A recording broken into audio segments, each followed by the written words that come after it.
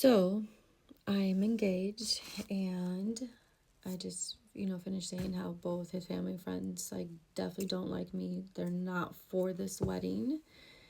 And against all odds, we continue this relationship that deep down I knew just it wasn't gonna work out. And it sucks because he was a good guy. Was he arrogant? Yes, but that doesn't make him a bad guy.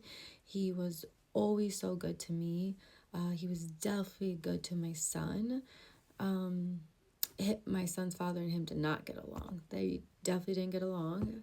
Um, but deep down, I just knew it wasn't gonna work out. Like, I knew my family and friends really didn't like him, and his family and friends definitely didn't accept me and my son. So, but whatever. We continued to pursue it because I did have fun with him. Like I said, like, it was a fun relationship. He was good to me.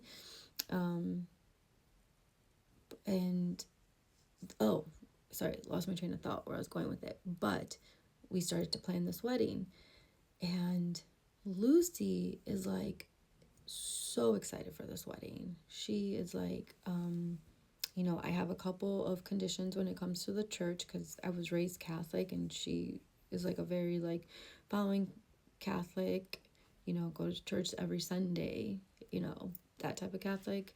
But then the 6 other days of the week is a different person. So anyways, Lucy was like, you have to get married in a Catholic church. And I'm like, well, I don't know how that's going to work because he is Muslim. Okay. And she's like, no, I don't care. I'm going to give you $10,000 for the wedding. And if you are going to take this money, then you need to get married in a Catholic church and you need to do marriage counseling. And I'm like, fuck. Like, yeah, that's like serious pressure there, Lucy. Like, hey, babe, sit down. So yeah, I know I said yes to marrying you, and I really love you. I want to marry you, but in order for me to marry you, I have to, or you need to get married in a Catholic church, which completely goes against all your beliefs. But fuck that. And also you need to do marriage counseling with me, and a Catholic priest. Okay? So how's that sound? And he kindly said, first I think he thought about it, and then he was like, like, yeah, I'll do it for you because fuck it, like, my family's not coming anyway. So yeah, let's he was okay with it, and I was like, oh my gosh, thank you. But again, that's not right. See, Lucy, there's always a condition. Her love is always conditional. She wants to always have her claws into your life and be able to control or have some control aspect over your life. So it's like, yeah, I'll help you with the wedding, but in order to get my help, this is what you must do. And if not, then you don't get my help. And again, I should have just said, fuck your help and do what I want. But she had like this power over me where it's like, I knew if I didn't do what she wanted, there was just more consequences. It wasn't just her not giving me the $10,000. It could be potentially a more.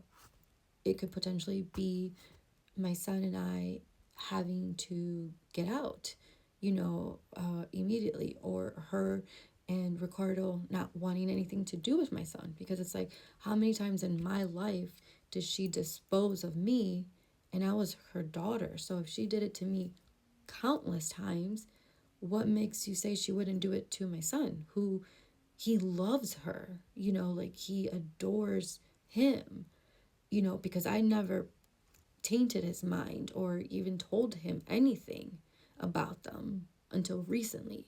So he always saw them from the eyes of, like, these amazing grandparents who just love the fuck out of him, in which they did. And so I always felt like she just had this control over me, because my son, the reason why her and I argued so much is because I would say, fuck what you want. I'm not doing what you want. This is like, I knew it was wrong. And that's why she always did so much shit to me, because I challenged her. But now it's like she knows she has one over on me, which is my son. And she just abused that power to the point where we're done now. Him and I are going through the wedding process, and because she is, primarily, putting a big chunk, $10,000, she's having a lot of say over my wedding. So I did get like a wedding planner from, the Spanish community, and he it was like he was dealing with two brides. It was me and it was Lucy. And regardless really what I wanted, Lucy had the final say. Lucy had the say on everything. The food, oh, she made sure to say, oh, I don't want that Spanish food there. Okay, a majority of the people are my family, and AK, they're white, and they're not gonna eat that shit. They're gonna want steaks, good chicken. They're gonna want mashed potatoes or good potatoes. We don't want no crappy food, okay? And so it's like, okay, well, also I do have a big portion of my Hispanic family, from my God family to my birth family to my friends who, are Spanish, that are also going to want Spanish food. So I want to incorporate both. But it's like, no, I couldn't do that. And so, and then we're meeting with the priest. And the priest, ironically, is the priest that connected us when we were adopted. So he knew Lucy, and then the priest that knew my birth mom knew him. So the two priests knew each other, and one knew Lucy and the other one knew my birth mom.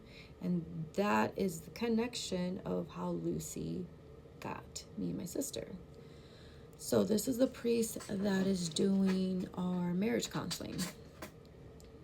And let me tell you, it is awful.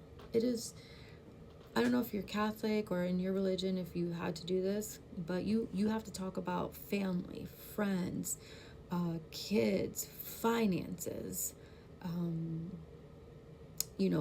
I believe your sexual life. Like, they're deep topics. And that you do a homework assignment on the side, separate, alone, and then you come together, and because the homework is done computer, the priest gets the answers, and he then does counseling, and he tells you whether you guys are on the same page or not. And we were never on the same page, and it was like so weird. I've always felt like he was like attacking me, like he always painted me to be the wrong one in the relationship. Like, it was weird because I was like, dude, you've known me since like I was a kid. Like, you got me adopted, and you are like literally like gaslighting me and like shaming me to the point where this guy's jumping in on it, and you both are double teaming on me. And it's like, dude, this guy has never acted this way towards me. And it's like there's this like hatred almost spewing from him.